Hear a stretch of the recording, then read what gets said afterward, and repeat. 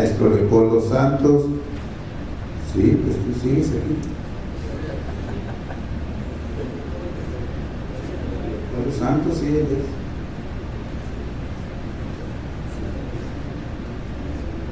Sí. Entonces, la ponencia del maestro Santos se llama Grupo México, Transnacionalización, Sindicalismo y Efectos Sociales. El maestro Santos es del Colegio de Sonora y del Programa de Integración Económica. 18 minutos, maestro Santos. Muchas gracias. Bueno, gracias por la invitación y me siento muy complacido de estar en este tercer encuentro internacional. Lo que vamos a presentar ahora es una panorámica de lo que ha estado aconteciendo con el macroderrame de la mina de Cananea y que por supuesto levantó una serie de inquietudes, de grandes preocupaciones y a veces también de manifestación de inconformidad en la sociedad. Esto es apenas como una especie de primera exploración de lo que estaba aconteciendo. Las preguntas que estaban guiando a tratar de realizar la información era, en primer lugar, por qué el Grupo México había logrado salir casi indemne de esta situación, a pesar de que la situación de la prensa y de los medios se manifestaron inclusive internacionalmente, es decir, se provocó un gran escándalo con el macroderrame. Hubo, por supuesto, estudios de especialistas en cuanto a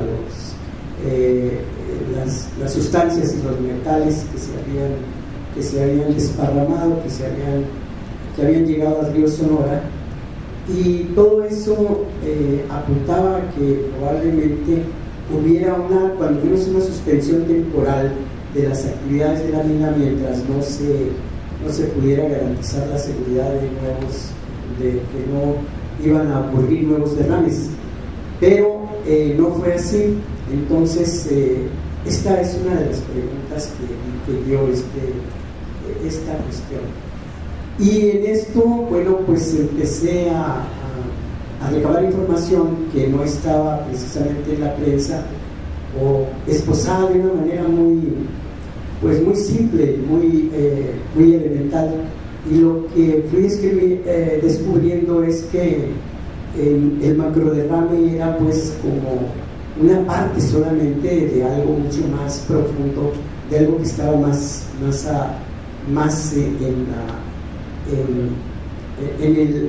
en la oscuridad, que no nos permitía saber qué pasaba exactamente, o solamente nos daba lo que era superficial. Y por supuesto, este macroderrame, ligándolo con lo que es el centro de las reflexiones de este encuentro, de alguna manera también viene a desarticular económicamente la producción, a las unidades productivas de los habitantes del río Sonora, tanto de sus compradores efectivos, como son los de Hermosillo, como son los también de otras regiones, y por supuesto como son en el caso de los novillos, en el caso de los becerros del mercado estadounidense. Entonces tenemos aquí que mediante este asunto bárbaro se puede decir que hay una desarticulación de la región económica o microrregión económica que está ubicada en el río Sonora. Si ustedes ven, dice derrame represo de Cananea 2014, pero inmediatamente después dice Cananea y hay un represo nuevo. Inmediatamente después, este es el asunto del ¿dónde se vincula? Ahí está el otro, muy bien.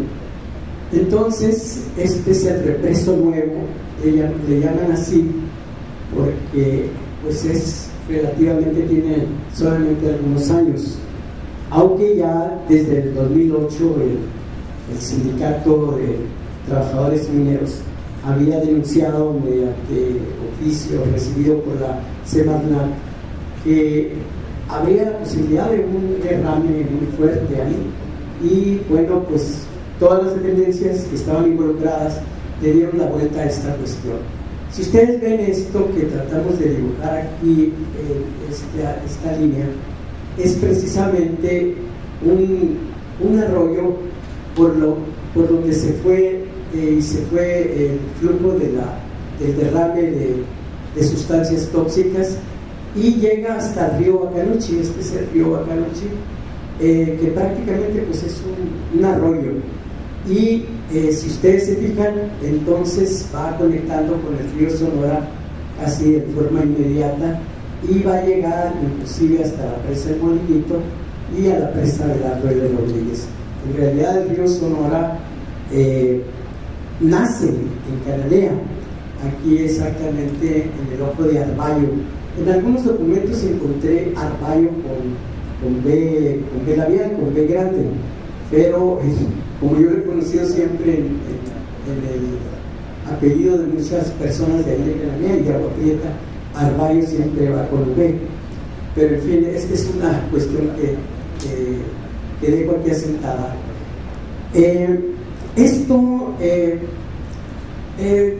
Como ustedes saben, cuando hacemos un mapa, pues es como una representación de la topografía o de la geografía de una determinada región, pero que explicarla cuando se trata de una región montañosa resulta sumamente difícil, porque tiene muchas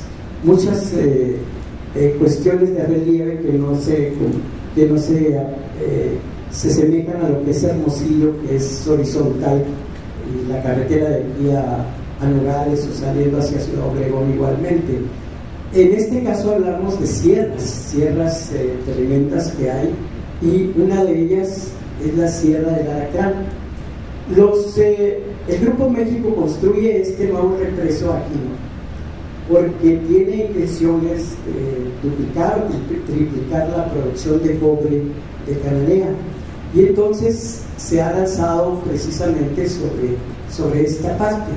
Aquí está Bacanuchi, aquí está la Sierra del Alacrán, es en la que está haciendo ya trabajos de extracción, y que la está estudiando para poder aumentar esa producción.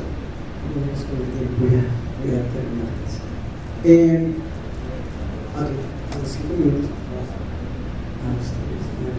Entonces, estamos hablando de que esta región corresponden 7 municipios. Serían 8 con Hermosillo, y si contáramos Cananea, pues serían 9. Pero es ahí donde el Grupo México entra precisamente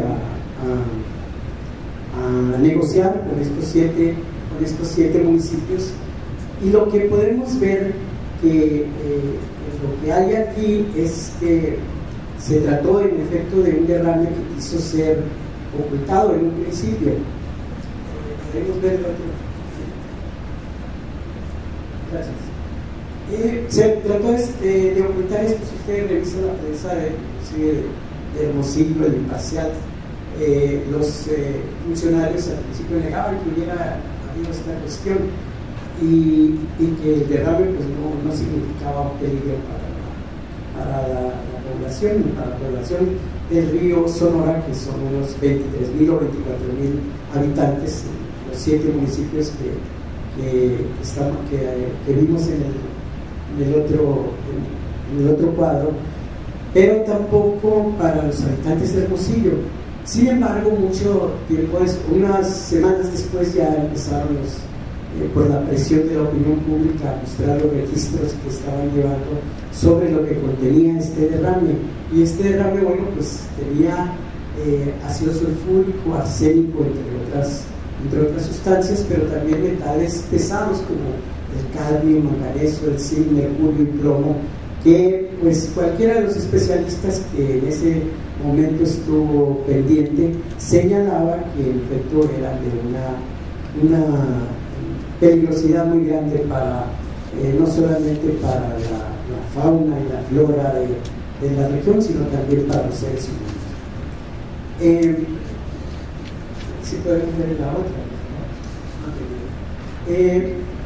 Entonces ahora entrando, vamos a dar otra más, por favor. Sí, otra más. Quiero buscar una fotografía. Este es el famoso Germán Feliciano Larrea, que es propiamente el principal accionista o el director de un holding pues, al que pertenece Grupo México.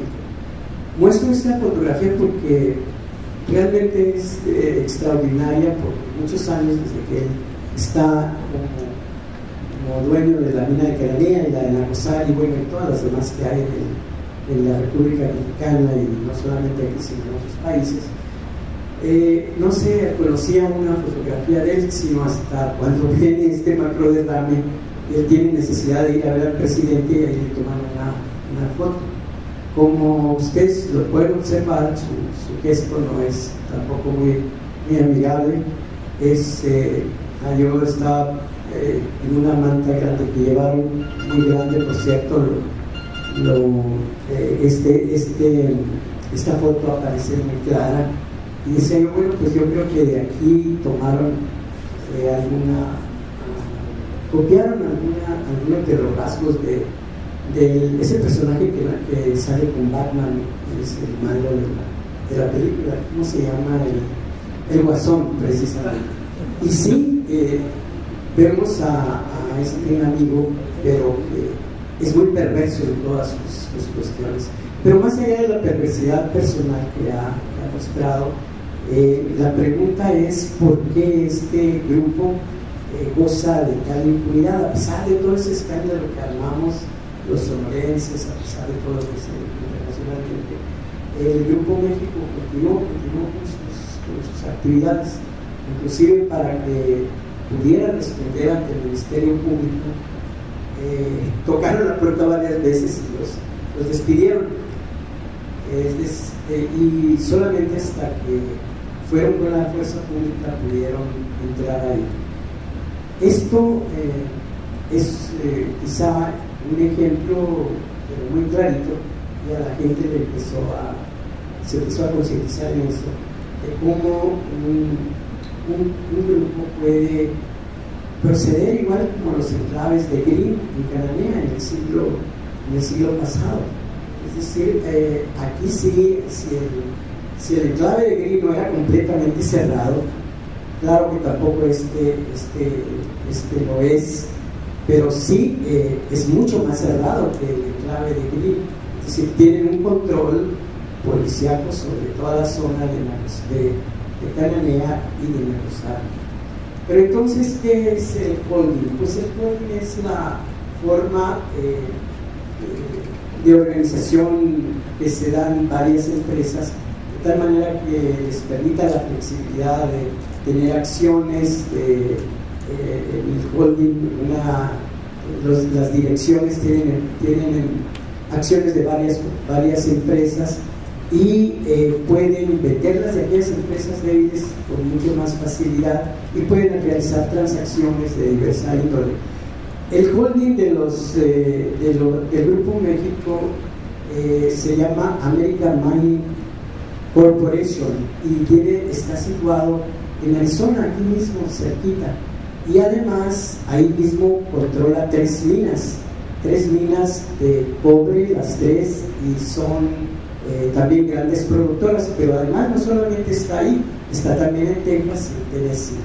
Entonces estamos hablando de un holding o de un trust que es una transnacional que puede estar en Estados Unidos, pero a la vez también está en Perú, donde también está explotando el cobre. Y no solamente ahí, bueno, está expandiendo sus grandes inversiones y sus exploraciones hacia Irlanda, hacia Chile, hacia Canadá inclusive, o sea que los canadienses van a saber de qué se trata, o cómo es el asunto del Grupo México en cuanto le den esta oportunidad de establecerse ahí. Entonces hablamos de de un sistema. Si podemos ver los rápidamente.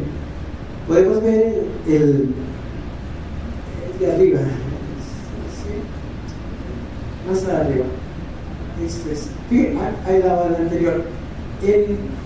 En un informe que tiene un equipo muy reciente, está tratando el informe financiero del primer trimestre del 2014, dice que él ganó 2.180.179 millones de dólares, es decir, en ventas, y que 2.455.938 obtuvo en el 2013, es decir, tuvo una pérdida, digamos, no es tan grande, pero sí significativa por la baja de los precios de los metales y porque se estaba anunciando ya una recesión a nivel mundial. Pero dicen en el informe que ellos superaron esto porque pusieron a trabajar la mina de Perú y que eso les dio una gran proporción de ventaja. Por supuesto, Grupo México no se dedica solamente a la minería, tiene grandes perforadoras que le renta a Pemex y le explora en distintos lugares de la República Mexicana, pero además es dueño Grupo México de los ferrocarriles Ferromex, que transporta la mayor parte de las mercancías y que tiene ligas con todas las demás empresas que lo utilizan. Entonces, hablamos de un holding que está pues más allá de lo que nos estamos imaginando. Otros estudios están con cálculos aproximados, dicen que este holding se lleva alrededor de $4.400.000, pero no por año, sino por día. Entonces, cuando pensamos en el tamaño de la empresa y en el tamaño de lo que eran las protestas en Sonora y en el tamaño de esos 24,000 habitantes del río Sonora, pues eso parece que no era casi nada para ellos. Y el último tema del sindicalismo, en efecto, el Grupo México ha mostrado, en el caso del sindicalismo, una férrea conciencia de clase, es decir, ellos son burgueses, tienen esta cuestión de que no van a permitir que se les impongan sindicalismos como el de los trabajadores mineros, el Sindicato Minero Nacional. Y entonces, pues en Cananea, por ejemplo, ya hay una huelga que dura más de 7 años. Esta huelga se conservó en los hechos porque pues un tribunal de circuito ya dijo que la huelga, que la suspensión de las labores en la mina se realizaba por causas de fuerza mayor y por tanto se desaparecía el contrato y todo lo que tenía como consecuencia también el despido de más de 1.300 trabajadores de la mina. No es la única vez que Grupo México nos desemplea tantos. También en años anteriores, cuando adquiere Ferromex, los ferrocarriles, desempleó también aquí en Empalme y también en Becanquil a cientos de trabajadores de los ferrocarriles. Esto auxiliado, ayudado por líderes sindicales correctos. Entonces, una conclusión muy rápida, Álvaro, si me permites, es ¿por qué? ¿Qué le ha permitido? ¿Por qué creció tanto Grupo México si compró esta mina Cananea en 540 y tantos millones de dólares? Entonces se había tasado un valor de más del doble de lo que él pagó. Y lo que uno encuentra viendo los sucesos de la economía y los análisis de la economía entonces es que se hace una pregunta también: ¿qué permite que ahora sí las empresas de este tipo mexicanas se vuelvan transnacionales y que puedan vender hacia afuera y comerciar internacionalmente? porque esos espacios internacionales hacia los 80s, los 90s, todavía estaban ocupados por los holdings, pero transnacionales extranjeros, o sea, de los países hegemónicos. ¿Qué fue lo que aquí permitió este desarrollo de lo que llamábamos antes el monopolismo de Estado mexicano?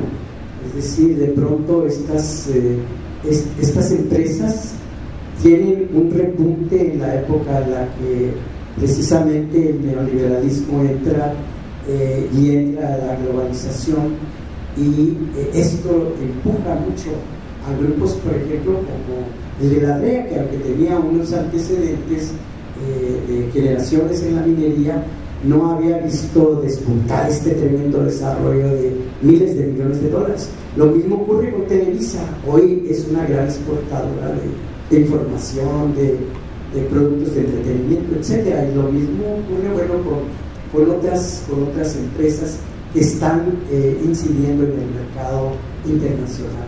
Lo que en última instancia puede responder esta pregunta en parte de por qué despuntaron tanto y por qué pueden hoy gobernar casi inclusive sobre el Estado mexicano, es que al mismo tiempo disminuyeron los derechos de los trabajadores, hubo una desregulación tremenda, y hay una sociedad hoy que a pesar de todo, bueno, pues protesta, pero no le alcanza el número de protestantes ni el número de sus pensamientos. Muchas gracias. Gracias, doctor.